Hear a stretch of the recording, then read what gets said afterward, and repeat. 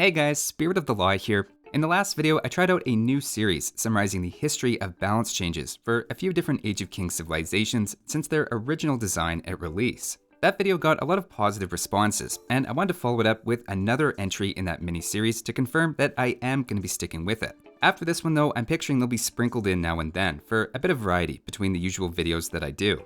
This time, we're going to focus on a couple of popular requests that I think contrast really well with each other, the Teutons and Japanese, and the multitude of ways they've changed over the 20 plus years since Age of Kings. We'll start off by looking at the Teutons. They have an unusually long list of bonuses, which has mostly remained unchanged over the years.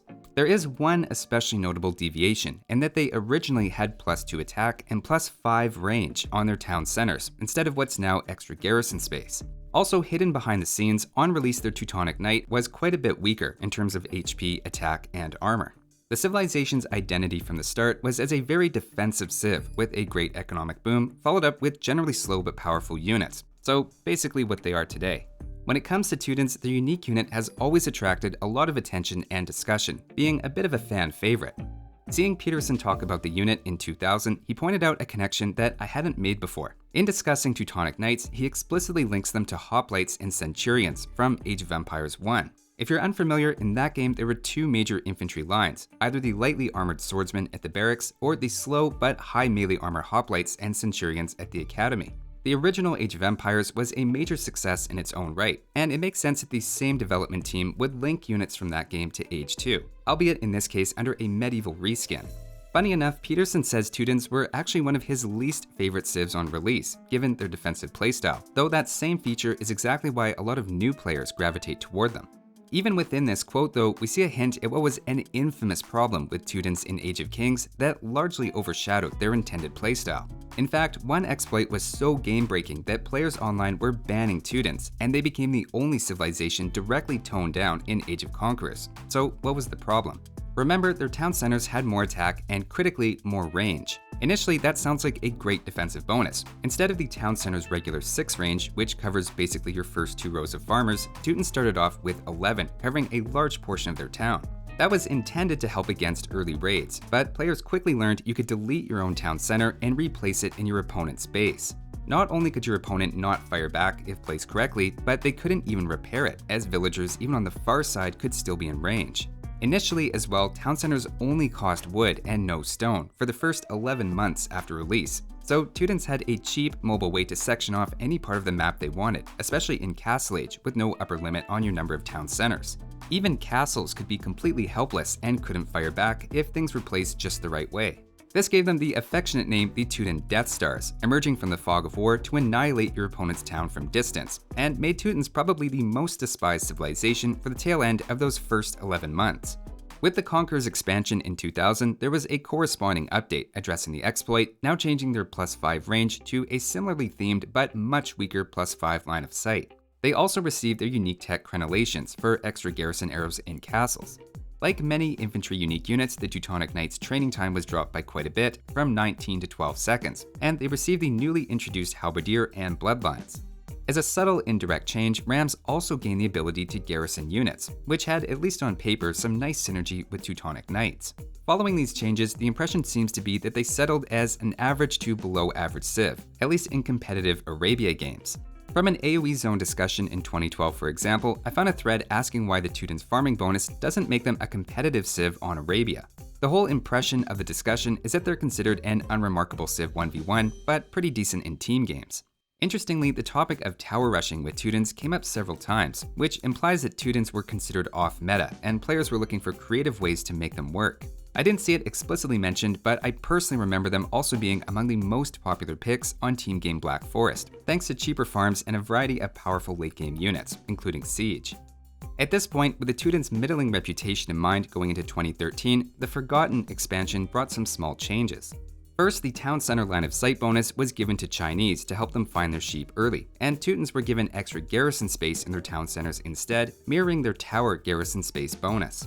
They also received the unique tech Ironclad, giving their siege units additional melee armor, and the non-elite Teutonic Knight was also buffed by 10 HP, which is part of what we'll see was a long-term trend to encourage more use of that unit in Castle Age. In 2015, African kingdoms doubled down on those changes, reducing the cost of ironclad and speeding up Teutonic Knights from 0.65 to 0.7 tiles per second, while for reference the champion moves at 0.9. Arson was added in the game as well, making Teutonic Knights feel even more like siege units than they had before. Rather than continuing to push for their siege in the Teutonic Knight though, Definitive Edition in 2019 took a radically different approach, deciding to take the high melee armor concept of Teutonic Knights and apply it to other units. An early update gave Teuton's barracks units +1 melee armor in Castle Age and increased the discount on their farms from 33 to 40%. Shortly after, the armor bonus was then expanded to barracks and stable units, with +1 melee armor in Castle and another in Imperial. Teutonic Knights were also sped up again from 0.7 to 0.8 tiles, now 23% faster than they were originally in Age of Kings.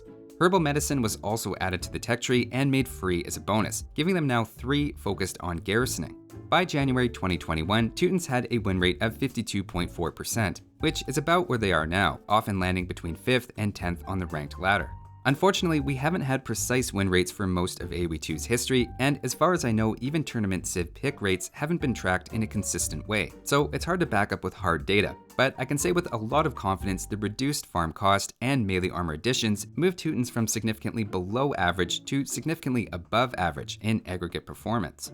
Top posts I found about Teutons at the moment generally paint the picture of a Civ that's in a healthy place, and it seems to be a popular opinion that even Teutonic Knights are fine as they are in their niche. In fact, I would consider Teutons to be a massive success story, bringing what was at one point probably the most hated Civ through a period of being unremarkable and generally unpopular in at least competitive spheres to now having a unique and very strong identity that has remained loyal to how the civilization was originally conceived. Especially with the unique techs, they've stayed laser focused on 2 central themes. First, high melee armor on basically now everything except archers, and second, encouraging units to be garrisoned inside of defenses. If anything, in my opinion, all of the changes have only reinforced those 2 themes. So that's the Teutons, and the second civilization we're going to look at now is one that's especially near and dear to my heart. As longtime fans of the channel may know, the very first video I made was a 10-minute screed about why I thought this next civilization was underrated at the time for their versatility. Following changes in the Forgotten expansion, it became basically the only civilization I played online for the next couple of years. That civilization is the Japanese. To go back to the beginning again, at the release of Age of Kings, Japanese were pretty clearly intended to be an infantry and water civ, with very similar bonuses to what they have now. In fact, of their bonuses, only the infantry attack bonus has changed, making it a little stronger. That's not to say the civilization feels the same though, and in fact, I'd argue they feel very different, but it's really their tech tree that's responsible for that. In my opinion, the identity for Japanese has greatly shifted from an original focus mainly on infantry and the samurai in particular to their current identity as a jack-of-all-trades civ. Back in 2000, Sandy Peterson gives the impression that Japanese were less powerful in Age of Kings than they had hoped, especially the samurai, which didn't consistently counter unique units as it was intended.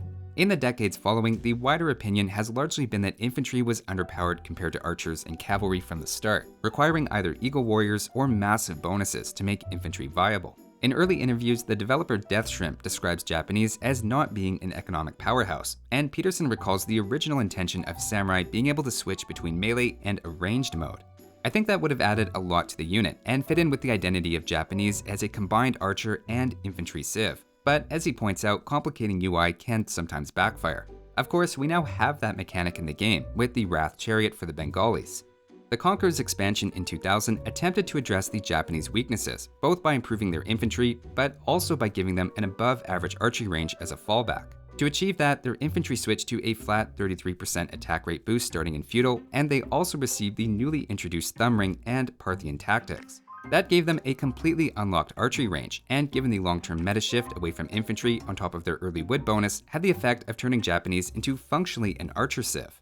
Japanese also received the unique tech Katapuruto for their trebuchets, and their samurai were overhauled with much faster training time, additional pierce armor, slightly faster base attack, and faster movement. Their bonus damage against unique units was also doubled, and you can tell they were serious about trying to make samurai more viable. Now, while I'm unofficially identifying them as an archer civ, it seems some players at the time did accept the infantry identity. A tutorial website from 2000 explicitly says their advantage is in their infantry, their best strategy is mass infantry units, and their samurai makes them a late game favorite against players who use a lot of their unique unit, which, depending on the unique unit, is a somewhat bold claim. Others, though, I think correctly identified the Japanese reliance on archers and their lack of powerful late-game options, so there seems to have been some disagreement about what Japanese were best set up to do. Similar to Teutons, though, the general perception was Japanese were not a top-tier competitive civ, aside from maybe water maps. Unlike Teutons, though, who have really stuck to their original identity, I would argue Japanese were radically changed in 2013 with the Forgotten expansion. To start with, the most significant change for their identity was that they received bloodlines. Not only were knights and light cavalry dramatically improved through gaining easily the most important cavalry upgrade, but it's also a critical tech for cavalry archers, suddenly giving Japanese another viable unit. Cavalry archers in general were also made 5 gold cheaper, and today they're 10 gold cheaper than they were in Age of Conquerors. On top of that, Japanese were also given gold shaft mining and the Yasuma tech, adding extra arrows to their towers as early as Castle Age. After all of these changes, suddenly Japanese had a brand new identity. They went from a quote infantry civ with decent crossbows to now fully upgradable cavalry archers, fully upgraded knights in Castle Age with bloodlines, and now an incentive to go heavily into towers, for a civ that never really had that as part of their playbook. Relative to release in Age of Kings, they also even had some of the best trebuchets. What had initially been talked about as a mostly one-dimensional infantry-focused civ had become a jack-of-all-trades that could reasonably pull off many unit compositions, albeit mostly not at a top-tier level. Shortly after, African kingdoms toned down the Yasuma tech to just 2 extra arrows instead of 3, with an accompanying cost reduction, arrow slits was added to the game, and Japanese were given treadmill crane, helping them spam even more towers. The newly added arson tech also gave a small boost to infantry units, including the samurai. Much later in the 2021 Dawn of the Dukes, non-elite samurai were again buffed with 10 more HP and 25% more base attack, along with a corresponding decrease in the cost of the elite upgrade. On one hand, samurai had benefited from arson and free tracking, so you'd think they'd be in a good place, but they'd also really been hurt with the introduction of supplies in Definitive Edition, lowering the food cost of the regular swordsman line. The more the swordsman line specifically is strengthened, the harder it is to justify samurai, and often players default to their top tier champion line anyway. I should note though that that was actually intended from the start, and it seems it was intended for the samurai to not completely eclipse the swordsman line. After all of these changes, at this point, Japanese sit at being average to slightly below average on the ranked ladder, at least on land maps. On water and especially hybrid maps, they still have some great bonuses, which are unchanged since Age of Kings. I wanted to specifically contrast Teutons and Japanese in this video because I think their journeys have a very interesting juxtaposition. Teutons were imagined as a slow defensive civilization and have managed to hold on to that identity, even having it arguably enhanced with the extra melee armor on their generic units, pulling them more in the direction of the Teutonic Knight. Japanese, on the other hand, began as an infantry civ with good but not exceptional archers, and in a way I think would have been perfectly encapsulated by a samurai who could switch between ranged and melee attack. At this point though, I think they've moved a bit away from that, and for better or for worse, have drifted into being one of a few civs claiming the identity of being a jack of all trades, with a bit of extra emphasis on infantry. In both cases, I think the civs have ended up working, though dual-purpose samurai would have been pretty fun to play with for all those years. That'll do it for this one though. Thanks for watching guys, and I'll see you next time.